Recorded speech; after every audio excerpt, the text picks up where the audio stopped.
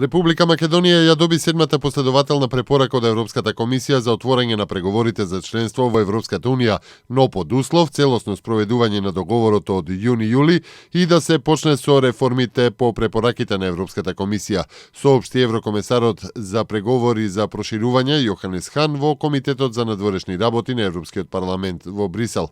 Значителен дел од извештајот на Комисијата за Македонија е посветен на така нареченото поглавје 23, кое се однесува на владењето на правото и основните човекови права.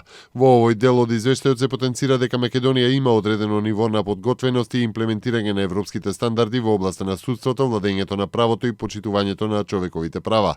Делот од извештајот на Комисијата за Македонија посветен на поглавјето 24 се однесува на правдата, слободата и безбедноста, во голема мерка и на тековната бегалска криза. Во извештајот се забележува дека Македонија е умерено подготвена за исполнување на европските критериуми во оваа сфера. Во поглавјето 23 се советува да се засили капацитетот на Македонија да се справи со бегалците и економските мигранти, вклучително и со рано идентификување на ранливите категории на кои им е потребна помош. Македонија треба да обезбеди ефикасна заштита на границата и да преземе мерки против шерцот со луѓе. На Македонија и се препорачува и да усвои нова противтерористичка стратегија која ќе се фокусира на спречување радикализам. Извештајот на Комисијата во однос на економските критериуми оценува дека Македонија постигнала добро ниво на подготвеност во развивањето функционална пазарна економија. Земјата има корист од стабилното макроекономско опкружување, поддржано од монетарната политика, добрите бизнис услови и правниот систем.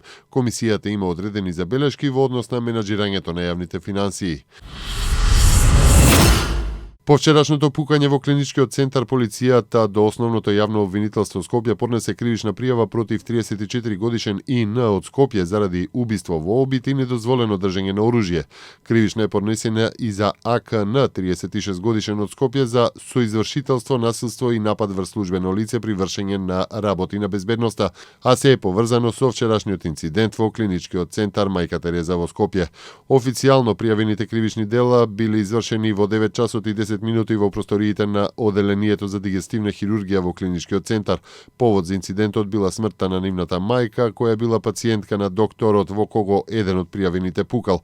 Двајцата осомничени во целост го појасниле начинот на извршување на горе наведените кривични дела. Второ пријавениот и бил познат на полицијата заради извршени 2 кривични дела тешка кражба. Несреќата на рускиот патнички авион во Египет е напад врз целата меѓународна заедница, изјави турскиот премиер Ахмед Давутоглу во интервју за американската телевизија CNN. Тоа е многу сериозно злосторство против човештвото, тоа не е само напад врз руски авион, туку и напад врз сите нас, додаде Давутоглу. На Европската унија и се заканува распад, предупреди луксембуршкиот министер за надворешни работи Жан Аселборн. Причина за тоа е бегалската криза заради која некои држави членки ги затворат границите, наведе Аселборн. А во меѓувреме повеќе од 5500 бегалци и мигранти утрово пристигнале во грчкото пристаниште Пиреа, најмногу од Милитена и од Хиос.